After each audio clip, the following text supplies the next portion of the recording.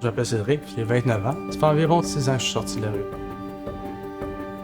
J'ai été dirigé vers ici, puis j'avais 16 ans. Écoutez, moi, quand je suis arrivé ici, j'étais orphelin. Fait que, tu sais, là, j'ai été comme je ne vais pas senti adopté, mais la relation avec les intervenants ici, je me suis vraiment senti assez proche. À 9 ans, mon mère a décédé. À 12 ans, mon père a décédé. Fait que là, après ça, je suis allé directement chez mon oncle qui m'a adopté. J'avais envie de vivre d'autres choses, je voulais m'en aller. Fait que, tu sais, il s'est passé quelques petites affaires, puis ça a fait en sorte que, finalement, je suis allé vivre chez un ami. Directement quand mon oncle m'a mis dehors, dans ma tête, ma famille, je m'avais crissé là. Fait que dans ma tête, je me suis révolté ben raide. Et quand je suis arrivé à l'auberge, là, t'as plus d'oncle, t'as plus de parents, t'as plus rien. Fait que dans ma tête, moi, j'ai même lâché l'école directement, puis je suis tombé dans la grosse consommation. J'étais ici au moins de 16 à 24 ans, puis j'ai fait environ peut-être 7-8 séjours minimum.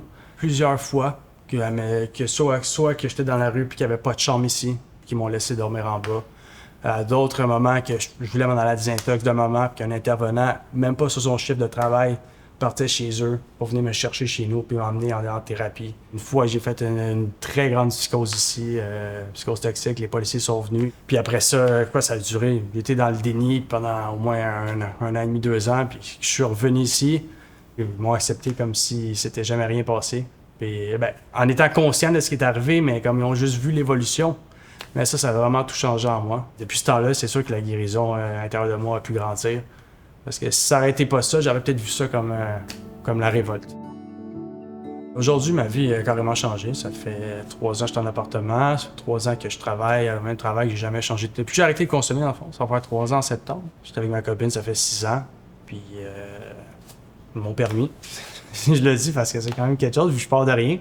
Ça va bien, c'est un dur parcours, je ne le mentirais pas, parce que c'est une transition le jour et la nuit. Tu pars de rien à ça. Chaque jour est un défi. Aujourd'hui, en ce moment, j'ai l'impression, tout le monde dit « Ah, Cédric, c'est bon, je suis fier de toi », mais moi, je regarde quelqu'un, puis c'est à 16 ans que quelqu'un peut être de même. C'est juste une vie normale, mais on dirait que pour atteindre ça, c'est comme si tu montes l'Everest tellement que tu pars de rien. D'avoir réussi à arrêter de consommer, c'est sûr que ça va être ma plus grande fierté à vie.